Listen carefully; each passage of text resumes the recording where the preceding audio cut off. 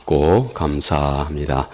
오늘 우리 함께 살펴볼 하나님의 말씀 마태복음 20장 1절부터 16절 말씀까지 우리 같이 함께 천천히 같이 읽겠습니다. 천국은 마치 품꾼을 얻어 포도원에 들여 보내려고 이른 아침에 나간 집 주인과 같으니 그가 하루 한 데나리온씩 품꾼들과 약속하여 포도원에 들여보내고 또 제3시에 나가보니 장터에 놀고 있는 사람들이 또 있는지라. 그들에게 이르되 너희도 포도원에 들어가라. 내가 너희에게 상당하게 주리라 하니 그들이 가고 제6시와 제9시에 또 나가 그와 같이 하고 제11시에도 나가보니 서 있는 사람들이 또 있는지라. 이르되 너희는 어찌하여 종일토록 놀고 여기 서 있느냐. 이르되 우리를 품꾼으로 쓰는 이가 없음이니이다. 이르되 너희도 포도원에 들어가라 하니라. 저물매 포도원 주인이 청지기에게 이르되 품꾼들을 불러 나중 온 자로부터 시작하여 먼저 온 자까지 삭슬을 주라 하시니 제11시에 온 자들이 와서 한 데나리온씩을 받거늘 먼저 온 자들이 와서 더 받을 줄 알았더니 그들도 한 데나리온씩 받은지라. 받은 후 집주인을 원망하여 이르되 나중 온 이 사람들은 1시간밖에 일하지 아니하였거늘 그들이 종일 수고하며 더위를 견딘 우리와 같게 하였나이다. 주인이 그 중에 한 사람에게 대답하여 이르되 친구여 내가 내게 잘못한 것이 없노라.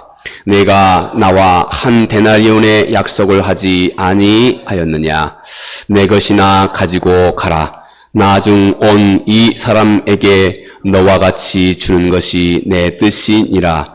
내 것을 가지고 내 뜻대로 할 것이 아니냐. 내가 선함으로 내가 악하게 보느냐. 이와 같이 나중 된 자로서 먼저 되고 먼저 된 자로서 나중 되리라. 아멘. 긴 본문입니다. 여기에 참 우리 주님께서 소중한 우리 신앙에 어찌 보면 매우 본질적인 그리고 많은 경우 우리가 많이 오해하고 있는 내용 중에 한 부분을 우리 주님께서 여기에 다루고 계십니다. 여기서 우리가 오해한다고 하는 것은 우리들의 어떤 지혜가 짧아서가 아니고 성경은 참 독특한 견해를 우리에게 시사해 줍니다.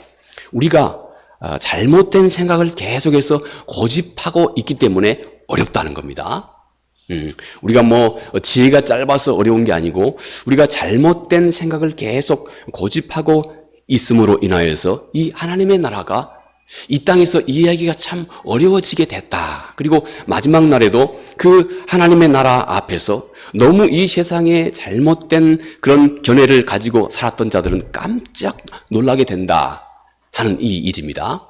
오늘 우리가 살펴본 바 우리 주님께서 오늘 마태복음 20장 제일 첫 소절에 이렇게 말씀하지요. 천국은 마치 품꾼을 얻어 포도원에 들여보내려고 이른 아침에 나간 집주인과 같으니.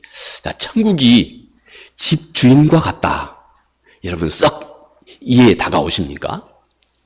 천국이 이러하다 하면 이해가 쉬울 텐데 우리 주님께서는 천국은 포도원을 만들고 그리고 그 포도원에 일할 만한 많은 일꾼들을 들여보내려고 지금 마음먹고 있는 이 집주인의 태도와 그리고 이 집주인의 어떤 그 씀씀이와 이 집주인의 행동과 이 집주인의 결정 속에 하나님의 나라, 이 천국의 모습이 다 담겨져 있다 하는 것입니다. 그러니 우리 조금 함께 관심을 기울이고 이 말씀을 살펴보아야 되겠습니다. 특히 우리 주님께서 이 하나님의 나라의 복음을 전하실 때 이 마태는 쭉 주님의 말씀을 쭉 전하고 그 마지막에 항상 이 하나님의 나라의 주님의 말씀하신 이 비유의 말씀의 마지막 주제를 항상 마지막 절에 두었습니다. 그게 오늘 우리가 함께 읽었던 마지막 16절 이와 같이 나중된 자로서 먼저 되고 먼저 된 자로서 나중되리라. 오늘 제가 어떤 이에게는 이 천국이 여전히 이해하기가 어려워지고 오해한다 그랬습니다. 누구에게 이 하나님의 나라가 이해가 안 되고 어렵냐? 그리고 마지막 날에 주님께 갔을 때 전혀 엉뚱한 주인의 태도를 보고 그때사, 너무 늦은 그때사 깜짝 놀라게 되느냐? 그것은 내가 먼저 됐다고 하는 이 특권 의식에 항상 사로잡혀 있으면 바로 그것입니다. 내가 먼저 됐다고 하는 특권 의식. 그러니까 이것은 우리 주님께서 우리의 마음이 얼마나 중요한지, 그리고 우리가 먼저 신앙생활하고 있는 사람이 자칫 매우 많은 점에 있어서 하나님의 나라에 있어서도 더 많은 상급을 당연히 받을 것인데 자칫 너희가 한 가지 위험한 것이 있다는 것입니다. 꼭 그것을 주의해야 한다고 하는 것입니다. 일찍 신앙생활한 사람들, 더욱 헌신적으로 신앙생활한 사람들, 이건 하나님 앞에서도 큰 칭찬을 받게 되는데, 그런데 그들이 꼭 주의해야 할 것이 한 가지 있다는 것입니다. 매우 주의해야 한다. 먼저 됐다고 하는 이 의식에 주의해야 한다는 것입니다. 오늘 주님의 매우 중요한 하나님의 나라에서 벌어질 한 가지 매우 중요한 일을 우리 주님께서 바로 이 일과 더불어서 천국에서 벌어질 그 일을 우리 주님께서 우리에게 소개해 주고 계신다고 하는 점, 먼저 우리가 함께 마음에 두고 오늘 이 말씀을 우리가 함께 꼭 살펴보아야 되겠습니다. 여러분, 이것은 언젠가 모든 사람이 주님 앞에 다가갔을 때 겪는 일입니다. 그러니 꼭 우리도 정신 다른 데에 두지 말고 함께 이 말씀에 집중해 보아야 되겠습니다. 오늘 이 말씀, 우리 포도원의 품꾼, 그리고 그 안에서 벌어지고 있는 내용을 통해서 하나님의 나라를 소개하고 있습니다. 우리 포도원 주인이 이른 아침부터 저녁 6시까지 일할 만한 일꾼을, 이제 포도원을 만들고 그 안에서 이제 포도를 경작할 일꾼들을 모으러 주인이 나가게 된 것입니다. 일찍 나갔습니다. 아침 일찍. 그 첫 시작이 언제인지는 밝히고 있지 않습니다. 일찍 나갔습니다. 그리고 저녁 6시까지 일을 하고 거기에 임금을 이제 주고자 일꾼을 찾으러 주인이 밖에 나가게 됐습니다. 아침 일찍 일꾼들이 많이 왔습니다. 그리고 나서 한참 있다가 오늘 우리 한국의 시간으로 9시쯤에 주인이 또 나갔습니다. 시장에 나갔습니다. 오늘 한날 일할 일꾼들을 모으기 위해서 주인이 또 시장에 아침 9시에 나갔습니다. 여기저기 서성이고 있는 사람이 있어서 그들을 불러서 포도원에 와서 일하도록 그렇게 합니다. 또 저녁 정오 시간에 12시에 또 주인이 나갑니다. 또 거기에 주변에 서성이고 있는 사람들을 또 불러서 포도원에 일하도록 그렇게 합니다. 또 3시에 나갑니다. 그리고는 주인이 마지막 6시에 한날의 모든 일과를 마감하는데 오후 5시까지 주인이 또 나갑니다. 5시에 또 시장 주변에서 이렇게 어중어중 하고 있는 사람들을 불러다가 포도원에 일할 수 있도록 그렇게 했다 하는 것입니다. 그런데 저녁이 되어서 이제 이 주인이 종을 시켜서 하루에 품삯을 주게 됩니다. 저녁이 되어서 말이죠. 품삯을 계산하게 됩니다. 이것은 우리가 언젠가 하나님의 나라에 가게 되었을 때 우리 모두가 하나님 앞에 이 품삯을 받는 이 자리에 우리 모두가 있게 된다고 하는 것을 우리 주께서 이 비유를 통해서 말씀하신 것입니다. 자, 그런데 모든 품꾼에게 똑같이 주인이 한 데나리온을 지불하는 것입니다. 여러분, 그런데 누가 이 모습을 보고 불평하겠습니까? 아침 일찍 온 사람. 주님은 아침 일찍 온 이 품꾼들이 말이죠. 우리는 하루 종일 떼약 뱉어서 말이죠. 이렇게 힘들게 일했습니다 하고 이 종들이 얘기하는 내용을 주님이 그대로 다 여기에 기록하도록 하고 있습니다. 그것은 그들의 수고가 참 힘들고 어렵게 또 열심을 다해서 그렇게 하루 종일 열심히 일했다는 것입니다. 그런데 주인이 딱 5시에 와가지고 6시까지 1시간 일한 사람에게도 한 데나리온, 그리고 아침 일찍부터 와가지고 6시까지 일한 사람에게도 한 데나리온을 똑같이 주는 겁니다. 그러자 누가 불평을 하느냐? 아침 일찍 왔던 사람이 불평을 시작한다는 것입니다. 여러분, 하나님의 나라에서의 뭔가, 하나님의 나라에서 불평하여서 꾸중을 받을 수 있는 무리들은 일찍 신앙생활을 시작했다거나, 글자 그대로, 아니면 남다르게 열심히 헌신하고 봉사했다고 하는 그런 자의식을 가지고 있을 때, 일찍 신앙생활 하는 것이 문제가 아니고 남들보다 더 열심히 일한 것이 문제가 아닌 것이에요. 문제는 그가 언제 일을 했든지 간에 나는 남보다 더 열심히 했다고 하는 그 자의식을 가지고 있는 사람이 불평을 하기 시작한다는 것입니다. 내가 이렇게 하루 종일 열심히 일했는데 왜 나에게 한 데나리온밖에 안 주고, 저녁에 오후 늦게서 와가지고 딱 1시간밖에 일하지 않는 저 사람에게도 왜 똑같이 한 데나리온 줍니까? 주인은 너무 공평하지 못합니다 하고 이렇게 불평을 합니다. 자, 그러자 주인이 이렇게 말씀합니다. 내 것을 가지고 내 뜻대로 할 것이 아니냐? 내가 선함으로 내가 악하게 보느냐? 이렇게 대답을 합니다. 여기에서 여러분, 우리 주님은 천국에서 어떤 일이 벌어지게 되는지에 대해서 우리 주께서 우리에게 말씀하고 있는 것입니다. 가깝게는 우리 주님께서 이 비유를 통해서 누구와 누구를 대조하여 말씀하고 있냐면, 나는 선민이다. 우리는 일찍이 하나님으로부터 조상 대대로 택함을 받은, 나는 하나님으로부터 일찍이 택함을 받은 이스라엘 하나님의 선민이다 하는 이 자의식을 가지고 지극히 교만한 삶을 살았던, 지극히 우월의식을 가지고 살았던, 다른 사람과 끊임없이 비교하고 이방인들을 천시하고 멸시했던 이 유대인들과, 이스라엘 이 유대인들과, 지금 갓 복음을 듣고 신앙생활을 시작한 이방인들, 그들의 멸시와 천대를 늘 받아왔던 이방인들과의 이 비유 속에서 주님은 우리 먼저 믿는 이스라엘에게 꼭 주의해야 할 매우 중요한 그리고 소중한 신앙의 내용을 우리 주께서 말씀해 주고 있는 것입니다. 자, 오늘 이 비유를 통해서 주님이 말씀하신 우리 핵심, 주님이 사용하신 핵심 개념 4가지를 먼저 한번 살펴봅니다. 포도원이죠. 포도원. 이것은 구약에서 포도원은 먼저 이스라엘 백성들입니다. 유대인들, 일찍이 하나님의 택함을 받은 하나님의 그 백성들, 포도원이라고 구약성서는 이사야서에서 그렇게 비유해서 설명합니다. 또 구약성서의 이 포도원은 이스라엘 백성들뿐만 아니고 동시에 하나님의 나라, 이미 구약성서에서도 이 하나님의 나라, 곧 하나님의 통치가 임하는 하나님의 나라에 대해서 소개합니다. 이렇게 구약성서의 관점에서 이 포도원은 이미 선민 이스라엘 백성들이요, 또 하나님의 나라를 의미하는 것입니다. 또 신약적인 관점에서는 동일하게 하나님의 나라, 곧 하나님의 통치가 있는 임하기 시작한 모든 영역들, 그리고는 가깝게 교회, 하나님의 백성들이 이렇게 함께 모여서 사명을 가지고 봉사하고 있는, 하나님 그분의 부르심을 따라서, 선한 부르심을 따라서 사명을 가지고 사역을 감당하고 있는 이 공동체, 이 사역들, 이것이 곧 포도원, 우리 주님께서 이 비유를 통해서 영적으로 포도원 이 의미 속에 담고 있는 것입니다.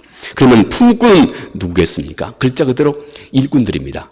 글자 그대로 가깝게는 이스라엘 백성 한 사람 한 사람들일 것이고, 오늘 우리에게는 오늘 나 자신, 여러분과 나, 이 땅의 모든 부름받은 그리스도인들, 이들을 가리키는 말입니다. 오늘 우리입니다. 그들은 스스로 포도원에 들어간 것이 아니고 주인의 부름을 따라서, 내가 하나님 앞에 구원받은 것도 내가 스스로 자의적으로 선택했던 선택이 아니고 절대적으로 하나님의 부름을 받아 이루어진 일입니다. 그런데 여기서 우리가 꼭 주의할 것이 있습니다. 오늘 우리 집사님께서 기도하실 때 특별히 이 가을에 관해서 기도가 때가 때인지라 저 기도를 많이 해주셨습니다. 인상이 깊었습니다. 여러분, 가을에 아름답게 열매를 맺는 우리 한번 가을 결실하는 열매 하나를 생각해 보십시오. 여기에 아주 소중한 이 구원의 섭리가 깊이 담겨져 있다는 생각이 문득 들어서 제가 잠깐 한번 생각해 보고자 합니다. 여러분, 가을에 잘 무르익은 노란 벼이삭을 생각해 보십시오. 벼이삭을 풍성한 벼이삭을 수확하는 데까지는 어떤 특별한 어떤 두 가지 요소가 꼭 필요하죠. 농부가 힘써 씨앗을 뿌린 것입니다. 사도 바울은 고린도전서에서 그렇게 말하죠. 나는 심었고 아볼로가 물 주었다. 그런데 한 가지, 여러분, 아무리 농부가 씨앗을 뿌렸다 할지라도 여러분, 하늘의 햇볕과 비와 적절한 바람과 또 선선한 기운들이 없으면 이 열매가 맺겠습니까? 맺을 수가 없는 것입니다. 우리가 하나님으로부터 얻은 이 구원이 딱 이와 같다는 것입니다. 우리는 이 구원은 하나님 그분이 아니면 아무리 바울이 심고 아볼로가 물을 주었다 할지라도 자라게, 나무가 열매가 자라게 하는 것은 하나님 그분의 능력입니다. 하나님 그분이 절대적으로 우리를 부르신 것입니다. 오늘 이 포도원 일꾼이 포도원에서 일하고 마지막 품삯을 받게 된 것은, 품삯은 곧 구원의 열매입니다. 품삯을 받게 된 것은 그가 스스로 간 것이 아니고 주인이 그를 불러준 겁니다. 주인이 그를 불러서 일꾼으로 삼아준 것입니다. 이렇게 우리가 하나님 앞에서 구원받은 것은 먼저 절대적인 하나님 그분의 부르심이 있었던 겁니다. 동시에 그렇다면 우리가 이 땅에서 이 부르심에 부응하여서 열심히 수고하고 헌신하는 것이 헛것이냐? 절대 또 그렇지 않다는 것입니다. 아무리 씨앗이 풍성한 씨앗이 있다 할지라도 당신이 힘써 수고하여 씨앗을 뿌리지 않으면 어떻게 그 열매가 있겠습니까? 이 둘 다 소중한 것입니다. 혹시 이 비유를 통해서 먼저 우리가 수고하고 헌신한 이 내용이 약화돼서는 안 된다고 하는 사실을 제가 먼저 이 말씀, 성경 전체 우리 주님의 뜻은 거기에 있는 것이 아니라고 하는 사실을 분명하게 해둡니다. 마지막 날 우리는 하나님 앞에 가서 이 땅에서 우리들의 모든 행실과 수고, 우리들의 행동 자체가 하나님 앞에서 그대로 내 마음속에 무엇이 있는지에 대한 그 증거라고 사도가 그렇게 말합니다. 이 땅에 우리의 삶의 열매가 내 안에 무엇이 있었는지에 대한 증거입니다. 우리는 그 모든 열매를 하나님 앞에, 의로우신 하나님 앞에 아주 공정하게 테스트 받게 될 것이다. 상급을 받게 될 것이다. 하고 사도 바울은 고린도서 3장에서 분명하게 말씀합니다. 그런데 동시에 오늘 우리 주님의 관점은 이스라엘 백성들, 먼저 하나님의 선민된 이스라엘 백성들이 너무 지나치게 이 특권 의식에 사로잡히기 시작했다는 것입니다. 그래서 그들이 자기 자신이 가지고 있는 이 특권 의식에 사로잡힌 나머지 자기의 신앙의 경륜과 신앙의 어떤 그 봉사와 헌신과 수고와 헌금과 이 모든 양으로 그렇지 못한 사람과 비교해서 우월의식을 갖기 시작했다는 것입니다. 여기에 매우 심각한 문제가 발생한다고 하는 것이 오늘 우리 주님의 말씀의 매우 중요한 초점이고, 이것이 곧 하나님의 나라에서 이루어지게 된 일이기 때문에 처음 믿는 사람이든지 아니면 오랫동안 신앙생활을 해왔던 사람이든지 오늘 이 주님의 말씀은 우리를 깨어나게 하는, 그리고 다시 한번 우리를 신앙을 새롭고 신선하게 해주고 계시는 것입니다. 자, 여러분, 포도원 우리 그 뜻 살펴보았고, 품꾼 오늘 우리 살펴보았습니다. 우리 모두입니다. 한 데나리온, 우리 주님이 사용하신 이 개념은, 한 데나리온은 로마에서부터 시작해서 곧 하루에 건장한 일꾼이 하루에 수고하여서 노동하여서 벌 수 있는 그 금액이 이 한 데나리온입니다. 이 한 데나리온, 이것은 결국 언젠가 주께서 하나님의 자녀들에게 약속하여 주신 그 구원, 영생, 구원, 여러분 바로 이것을 의미하고 있습니다. 그리고 하나님의 나라에서 받게 될 상급들, 이것을 이 한 데나리온이 의미하고 있는 것입니다. 마지막 이 포도원 주인, 우리가 주인은 쉽게 알 수 있죠. 하늘 아버지입니다. 우리의 아버지. 모든 것을 자기 자신의 주관대로 하실 수 있는 하늘 아버지. 모든 것을 자기 자신의 절대적인 뜻과 의지대로 행하시는 우리의 아버지. 이것이 곧 포도원 주인이 이 안에 우리 주님께서 담고 계시는 내용입니다. 자, 그러면 오늘 우리 주께서 이 비유 말씀을 통해서 우리에게 전달해 주고 있는 하나님의 나라에서의 소중한 내용들 한 세 가지만 우리 간략하게 살펴봅니다. 먼저 우리 주님은 하나님의 은혜는 절대 우리 신앙의 선착순으로 측정되지 않는다는 것입니다. 선착순이라고 하는 말은 곧 우리 사람의 공로로, 사람의 수고와 공로와 우리 인간의 노력, 그것만으로 하나님의 은혜는 절대 측정되지 않는다 하는 것입니다. 여러분, 이 메시지는 구원과 그리고 이 보상에 근거에 대한 우리들이 가지고 있는 아주 많은 오해에 대해서 우리 주님께서 오해에 대해서 매우 근본적인 하나님의 나라에 대한 그 오해, 이것에 대해서 우리 주께서 말씀을 하신 것입니다. 우리들이 가지기 쉬운, 가장 쉬운 그 오해, 이것은 우리 영적인 삶도, 하나님의 나라의 삶도 우리 사람이 이 땅에서 행하는 시간과 그리고 노동과 그리고 그의 보상이 똑같이 비례적으로 그리고 기계적으로 있을 것이다 하는 이 생각입니다. 일찍 믿은 사람은 더 많은 보상을 받게 될 것이다.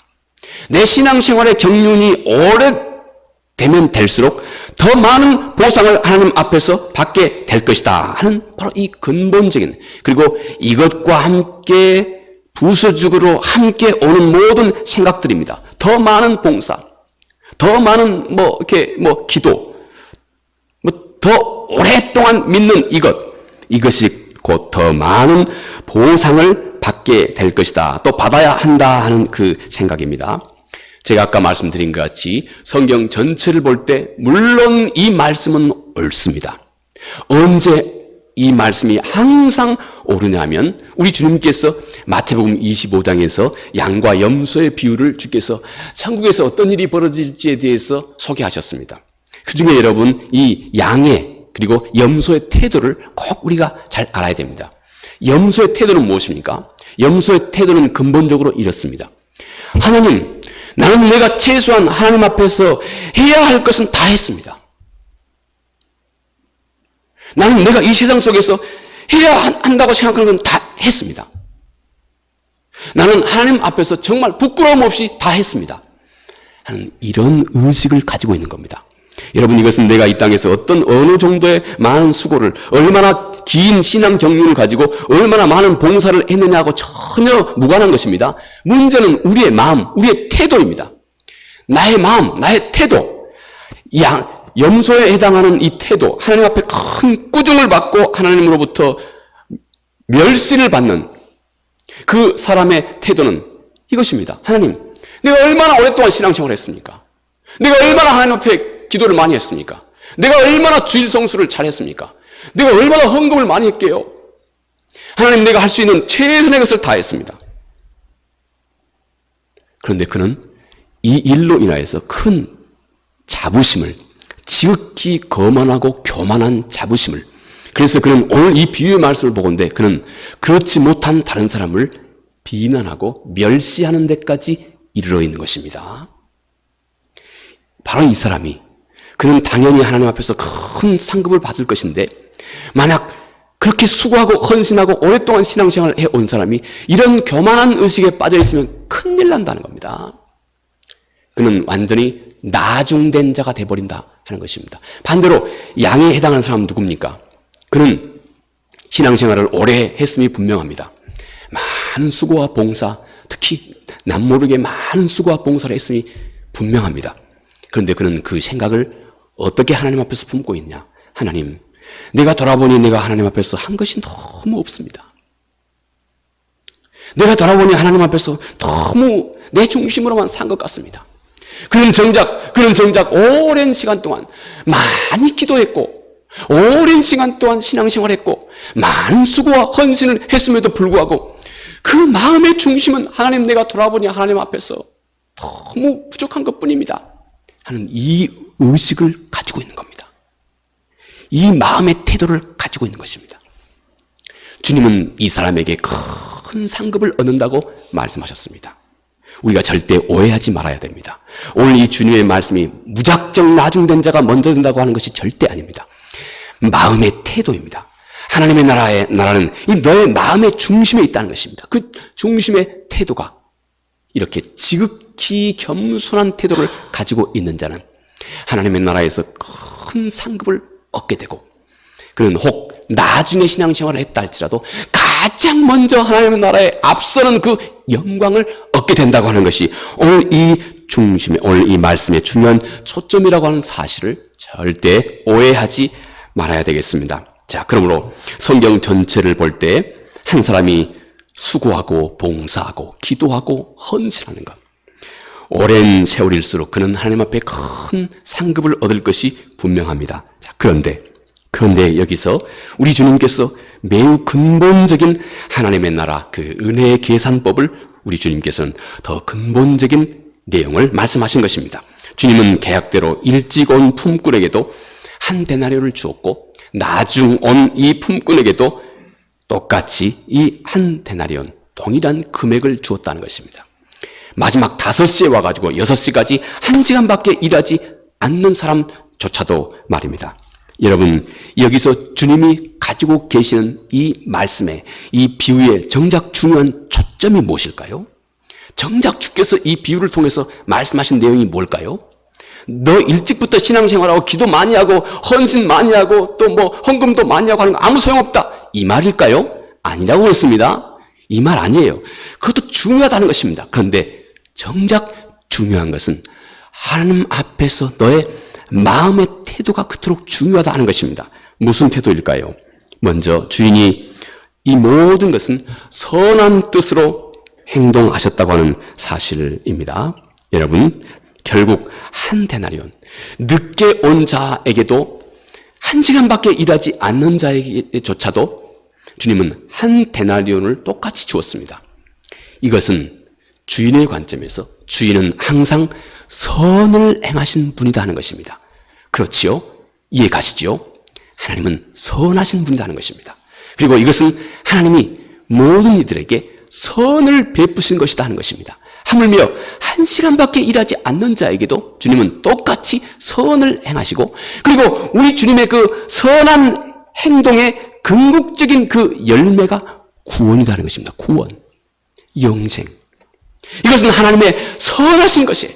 아무 조건도 따지지 않고 하물며 가장 늦게 온 자에게도 똑같이 믿음으로 베풀어 주신 하나님의 선한 열매, 구원, 영원한 생명, 그 가치를 당신이 따질 수도 없을 정도로 값지고 소중한 영원한 생명을 얻는 이 놀라운 선물, 하나님은 항상 이 선을 베푸시는 분이시다 하는 것입니다. 그런데 또 하나, 우리 마음이 하나님 앞에서 잘못되고 교만함에 빠져들어가면 하나님의 이 선한 모든 행실을 악하게 판단하기 시작한다는 것이에요. 언제요? 비교하기 시작할 때 말이에요. 누가 이런 태도를 취하게 된다고요? 우월의식을 가지기 시작할 때 말이에요. 누가 이런 우월의식을 가질 수 있었을까요? 이스라엘 백성들, 유대인들. 그들은 누구였을까요? 나는 오랫동안 신앙생활했다. 나는 기도도 많이 했고 나는 하나님 앞에서 모든 일들을 그 누구보다도 많이 했다고 하는 이 자의식, 다른 사람과 비교하여서 나를 우월하게 여기고 있는 이 자의식, 이것이 모든 문제, 하나님의 선한 일까지도 악하게 보는 결과를 가져오게 되었다. 하나님의 선한 일까지도 너는 너의 그 잘못된 태도 때문에 악으로 해석하게 된다 하는 것입니다. 여러분, 구원이 하나님의 절대적이고 이 선하신 선물이라고 하는 사실, 이 주인이 한 데나리온씩 주는 것은 주인의 절대적인 특권이라 하는 것입니다. 주인이 그렇게 하신다는 것입니다. 그리고 그 주인은 선을 행했을 뿐이다 하는 것입니다. 여러분, 이 주인의 절대적인 구원이 주인의 절대적인 선물이라고 하는 사실을 정말로 깊이 알게 된다면 여러분, 이제 성도는 지극히 겸손한 마음을 갖게 됩니다. 여러분의 마음을 돌아보십시오. 여러분들이 지금까지 신앙생활을 해오시면서 겸손한 마음이 있습니까? 혹시 다른 사람과 비교해서 또 오히려 다른 사람을 쉽게 판단하거나 또 혹은 정죄한다거나 혹시 그런 마음이 없으신가요? 주의해야 할 것을 우리 주께서 말씀해 주고 있는 것입니다. 주님은 이 비유를 통해서 우리를 비난하고자 그런 거 아닙니다. 주님이 비난하고자 했겠습니까? 우리를 늘 새롭게 신선하게 하기 위해서, 새롭게 하기 위해서, 우리에게 매우 위험한 일에 빠져들지 않게 하기 위함인 것입니다. 이 주인의 절대적인 주권과 그리고 이 주인의 모든 뜻은 항상 선한 행위라고 하는 것, 선한 것뿐이라고 하는 사실을 정말 알게 된다면 이 사람은 먼저 지극히 겸손한 태도를 갖기 시작한다 하는 것입니다. 오직 그에게서 시작한 구원을 얻게 되었습니다. 어떤 내 공로와 노력이 먼저 동원된 것이 아닙니다. 그렇다면 이 사람은 겸손해지게 된다는 것입니다. 그런데 미안하게도 지금 주님에 둘러서 있는 많은 유태인들은 겸손치 못했다는 것입니다. 이들은 쉽게 이방인들에게도 믿음으로 구원을 얻는다고 하는 이 주의 말씀을 받아들이기가 어려웠던 것입니다. 못 받아들이겠다 했던 것입니다. 우리가 얼마나 조상대대로 우리의 선민, 얼마나 수없이 많은 세월 동안 우리가 얻고 수고하고 봉사하여 얻은 이 구원인데 어떻게 단숨에 믿음으로 이방인이 말이죠. 단숨에 구원을 얻을 수 있느냐? 못 받아들이겠다 하는 것입니다. 그런데 이것이 자칫 우리 신앙인들에게도 큰 오류가 될 수 있다고 하는 것을 경계하도록 주께서 말씀한 것입니다. 또 모든 것이 주인의 선하신 선물, 이 구원이 이 하나님의 은혜의 선물이라고 하는 사실을 정말로 알 때 그 사람은 겸손하고 다음 감사하기 시작합니다. 전혀 받을 자격이 없는 나에게 이토록 큰 선물이 주어져 있기 때문에 우리 모두는 마지막 5시에 부름받아서 1시간 동안 일하고 구원받은 이 이방인들의 범주에 여러분과 내가 있습니다. 우리는 일찍이 택함받은 선민, 이스라엘, 유태인들이 아니단 말이죠. 우리는 마지막 시간에 구원받은 이 이방인의 자리에 우리가 있는 것입니다. 그리고 우리의 마음 중심이 그런 태도를 가지고 있을 때 우리는 이 하나님의 은혜의 선물을 올바르게 이해하고 있다고 하는 것입니다. 그리고 그 증거는 이제부터 우리의 마음이 겸손해지기 시작하고 두 번째, 하나님 앞에 감사하기 시작합니다. 범사의 모든 일에 감사하기 시작한 것입니다. 이것이 하나님의 이 은혜를 받은 진정한 성도들의 신앙의 근본적인 태도라는 것입니다. 또 그에게 나타나고 있는 또 하나의 모습이 있습니다. 그는 이제부터 자원하여서 누가 시키지 않아도 누가 억압하지 않아도 강요하지 않아도 자원하여서 하나님 앞에 순종하고 자원하여서 헌신하는 삶을 그가 시작하게 됩니다. 여러분, 이것이 바로 신앙의 깊은 뿌리가 된다 하는 것입니다. 두 번째, 우리 주님께서 이 비유를 통해서 말씀하고 있는 소중한 내용, 주님이 말씀하신 중요한 것은 지금 기쁨으로 포도원 안에 들어와 있는가 하는 것입니다. 다시요, 지금 중요한 것은 지금이라는 것입니다. 그리고 기쁨으로 기쁘게 포도원 안에 들어와 있는가.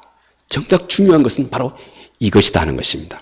이 비유에서 우리 주님은 많은 무리가 포도원 밖에 서 있다고 말합니다.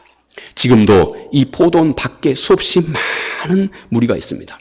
사도는 수없이 많은 사람들이 사망으로 가는 사망의 냄새가 난다고 말씀합니다.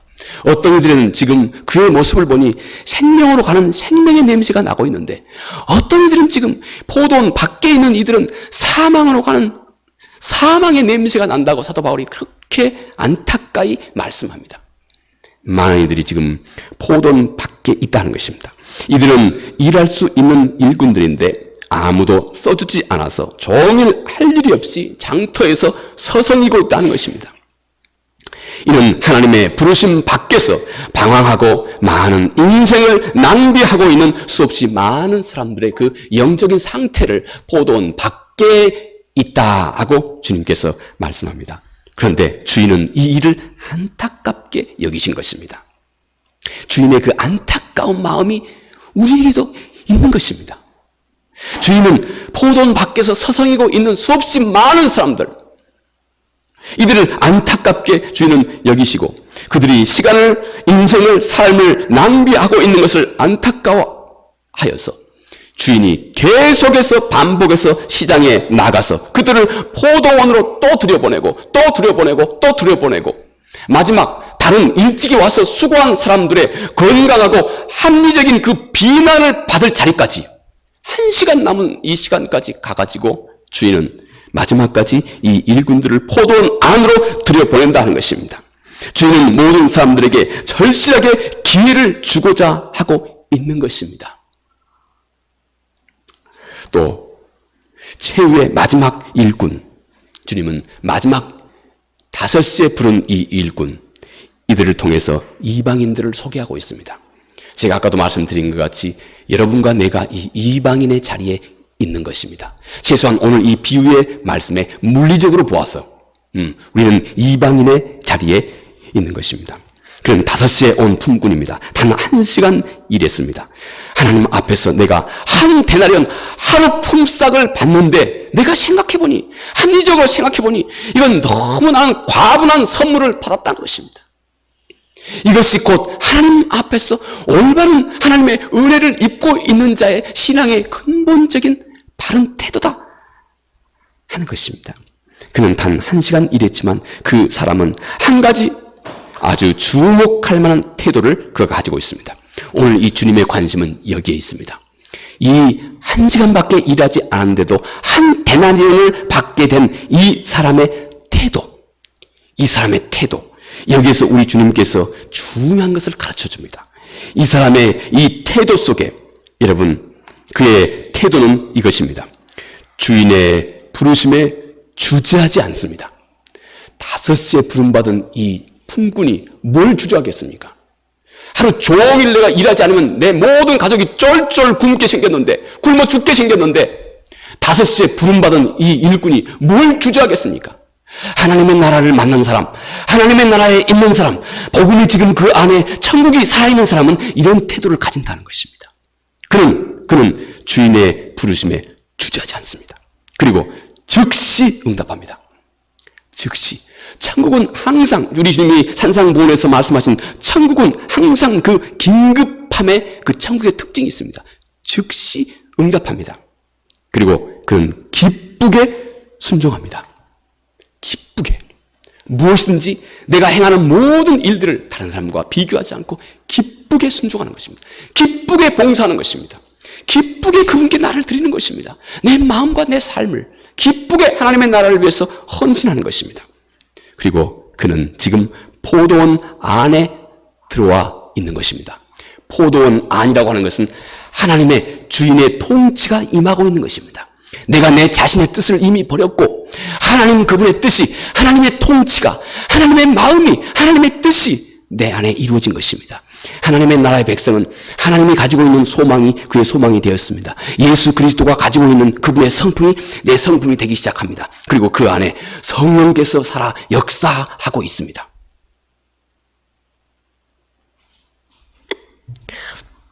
여러분, 바로 이것이 중요합니다. 주님은 여기서 신앙은 그 연륜이나 봉사의 양, 곧 유대인을 가리킵니다. 이것보다 근본적으로 지금 우리 주님의 부르심에 내가 기꺼이 순종하는 이 이방인의 자세, 겸손하고 그리고 감사하고 그리고 하나님 앞에 내가 무엇을 하든 기쁘고 즐거움으로 기꺼이 그분 앞에 행하는 자세를 지금 내가 가지고 있느냐 하는 것이 중요합니다. 여러분, 이 늑개사 부름받은 이 일꾼 태도를 통해서 우리 주님께서 가르쳐주고 있는 천국에서 중요하게 여겨지고 있는 중요한 내용들, 지금입니다. 지금. 긴 경륜보다 더 중요한 것이 지금입니다. 나의 지난날의 모든 신앙의 경륜은 지금 내 모습으로 그 열매를 맺고 있기 때문에 그렇습니다. 지금이 이토록 중요한 것입니다. 하나님 앞에서 그렇습니다. 또 그는 기쁨으로 하나님의 부르심에 응답하고 있다는 것입니다. 그의 신앙생활의 모든 헌신도 또 그의 신앙생활의 전체 모습이 절대 이제는 억지가 아닙니다. 두려움 때문도 아닙니다.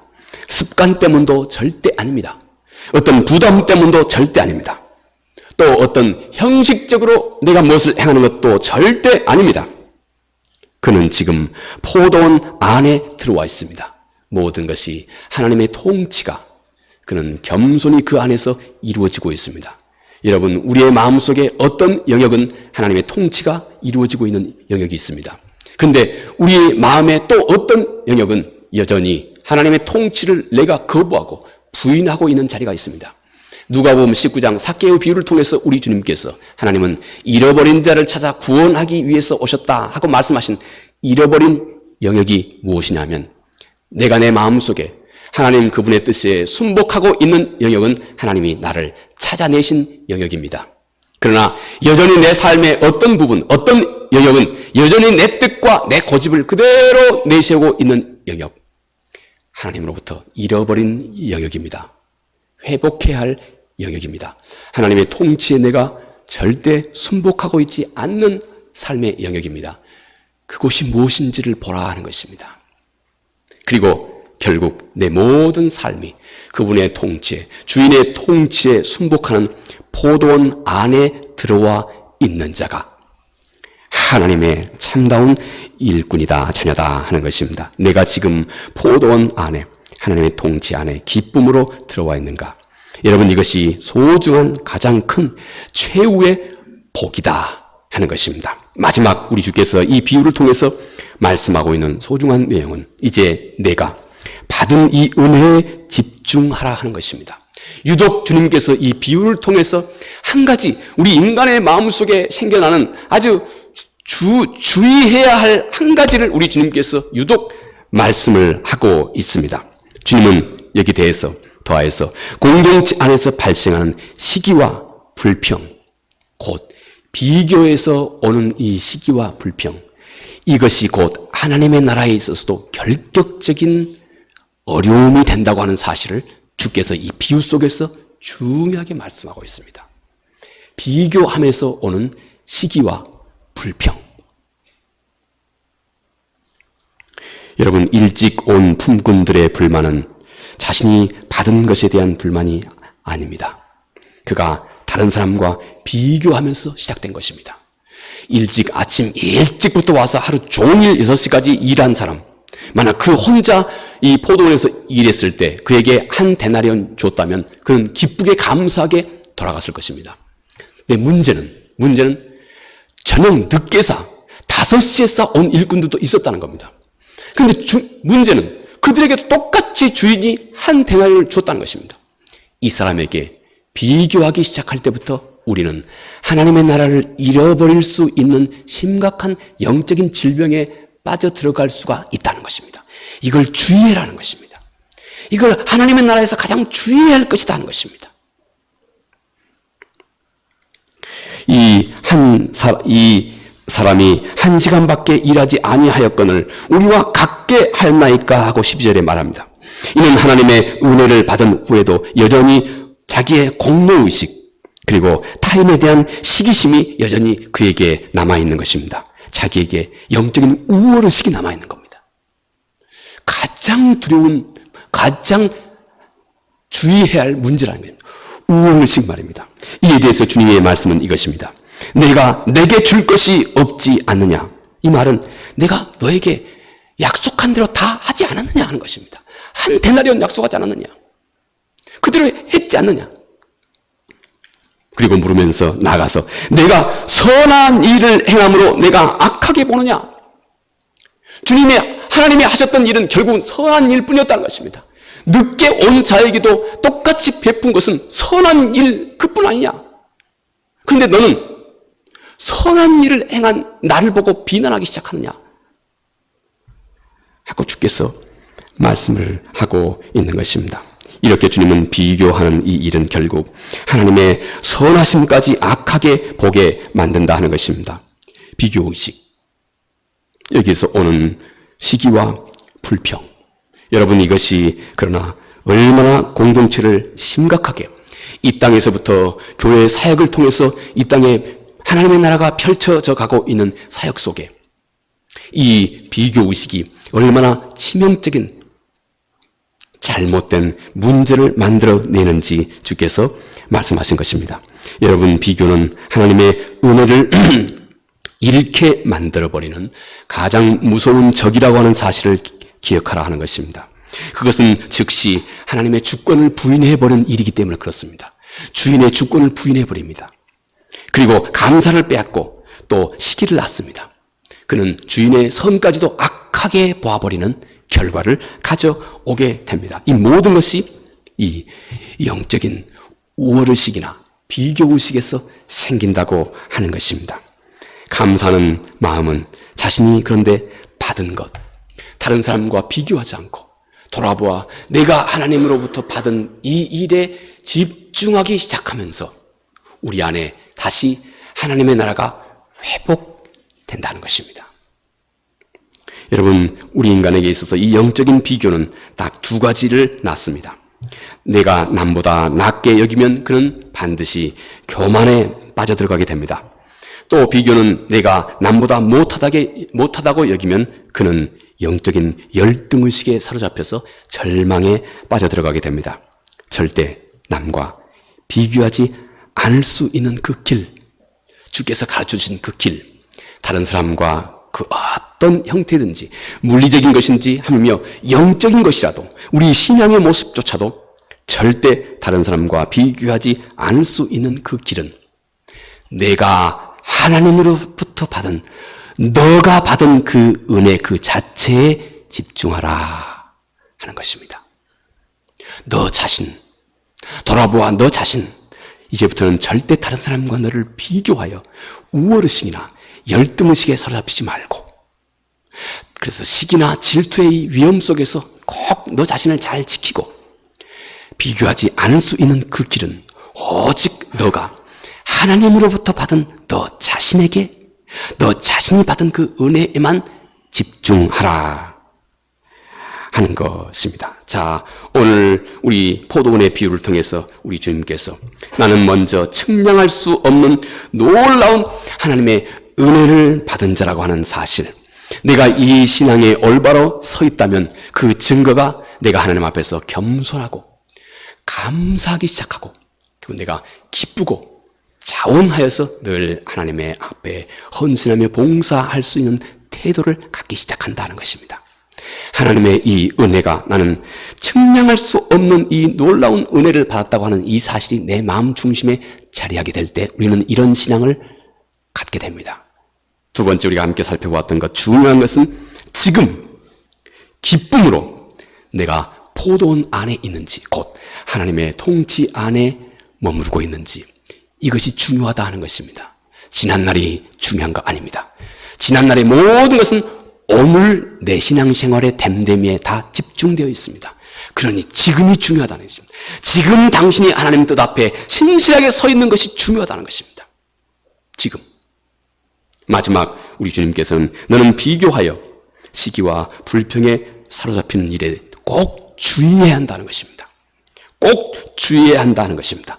여기서 우리를 지키는 길이 내가 내 자신이 하나님 앞에서 받은 그 은혜, 이것에만 집중하기 시작할 때 우리는 가장 심각한, 그리고 가장 위험한 다른 사람과 나를 비교하는 이 일, 그리고 여기에서 시기와 불평에 자칫 빠져들어가기 쉬운 영적인 위험 속에서 우리를 지켜낸다 하는 것입니다. 이 포도원의 비유를 통해서 우리 주께서 우리에게 당부하신 이 일이 마치 거울처럼 오늘 우리들의 신앙을 비추보아서 우리로 하여금 문제가 있는 부분을 겸손하게 다시 수정하여서 하나님 앞에 능력 있는 우리의 신앙생활 온전히 회복하시기 바랍니다. 은혜로우신 아버지 하나님, 고맙고 감사합니다. 포도원의 비유를 통해서 우리 주께서 그토록 중요하게 말씀하신 것, 주님, 우리 모두가 한 사람도 빠짐없이 절대 오해함 없이 우리 주님의 말씀의 의도처럼 우리 안에서 하나님의 나라의 그 크고 놀라우신 은혜를 다시 청결하게 회복할 수 있도록 은혜를 베풀어 주시옵소서. 예수님 거룩하신 이름으로 기도합니다. 아멘.